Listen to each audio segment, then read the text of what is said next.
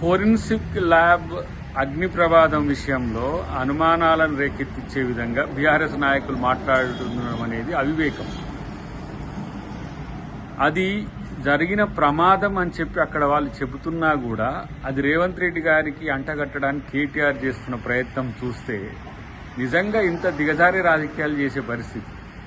Forensic lab అనేది తెలంగాణ శాఖ అయినా కూడా అది సెంట్రల్ కంట్రోల్లో ఉండే వ్యవస్థ.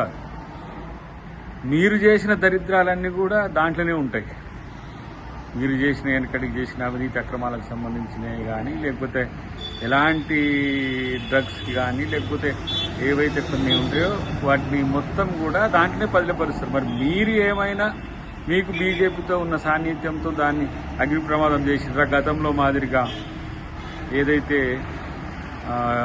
వీడియో టేపులు, ఆడియో టేపులు ఇవన్నీ కూడా ఒక స్పెషల్ పరికరాలతో చేసి దగ్ధం చేసి మూసిలో బారేసినట్టు ఇప్పుడు ఈ దగ్ధం కూడా మీరే ప్లాన్ చేసి మళ్ళీ అది రేవంత్ రెడ్డి గారి మీదకి వచ్చేటట్టుగా చేస్తున్నారా ఏంటి అనేది మీరే ముందుగా స్పందిస్తున్నారు.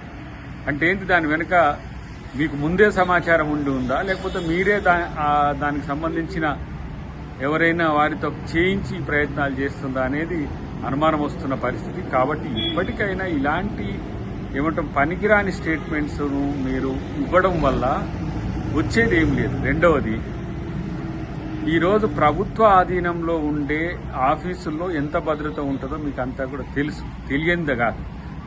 ఉత్త పుణ్యానికి రాజకీయాల కోసం దీన్ని రాజకీయం కొరకు వాడుకుందాం, దీన్ని ఏదో ఓటుకు నోటు కోసం వాడుకుందాం అని అంటే మీ దరిద్రాలన్నీ దాంట్లో పాడుపడ్డాయి కాబట్టి వాటిని ఏమైనా దగ్ధం చేసిండ్రో అది మీరు ఆత్మపరిశీలన చేసుకోవాల్సిన అవసరం ఉంది.